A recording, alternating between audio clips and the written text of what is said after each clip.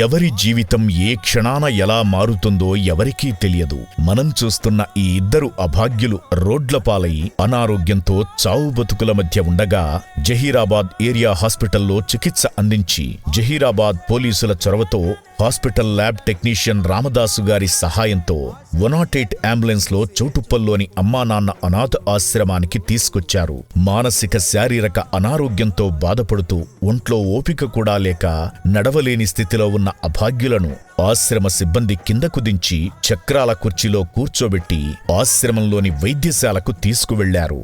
జాలిలేని కాలం కాటుకు బలి అయినా బతుకులు కాలే కడుపు ఆకలి కేకతో అల్లాడే అనాథలు ఆధారమేది లేని తెగిన గాలి పటాలు దారి తీరు తెలియక ఈ అనాథలు తీవ్ర అనారోగ్యంతో ఉండడంతో హాస్పిటల్లో చికిత్స అందించి అమ్మానాన్న అనాథ ఆశ్రమానికి తీసుకొచ్చినట్లు కానిస్టేబుల్ ప్రకాష్ తెలిపారు. ప్రకాష్ పోలీస్ కానిస్టేబుల్ జైరాబాద్ టౌన్లో పనిచేస్తున్నాను. అయితే మాకు గవర్నమెంట్ హాస్పిటల్ నుంచి మాకు ఇన్ఫార్మ్ చేశాడు, ఇట్లా అనాథ ఇద్దరు ఉన్నారంటే మా సిఐ రవి సార్, మా ఎస్ఐ లవకుమార్ సార్ ఇక్కడ అనాథాశ్రమంకు మాట్లాడి ఇక్కడ జాయిన్ చేయమని మాకు పంపించడం జరిగింది. ఆశ్రమంలోని హాస్పిటల్కు తీసుకువెళ్లగా వైద్యులు ప్రాథమిక వైద్య పరీక్షలు చేశారు.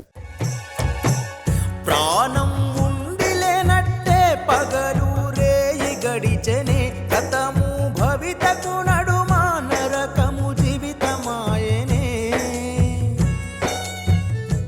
అనంతరం అన్నం పెట్టగా ఇద్దరూ కడుపు నిండా తిన్నారు. ఆదరించేవారు లేకనే అండనిచ్చేవారి కోసమే ఆశగా ఎదురు చూసే చూపులు. చూస్తున్నారుగా, జహీరాబాద్ రోడ్లపైన దిక్కులేని స్థితిలో పడి ఉన్న ఈ అభాగ్యులు ప్రస్తుతానికి అమ్మానాన్న అనాథ ఆశ్రమంలో జీవిస్తున్నారు. వీళ్ల సంబంధీకులెవరైనా ఈ వీడియో చూస్తున్నట్లయితే ఆశ్రమానికి వచ్చి తీసుకువెళ్లగలరు.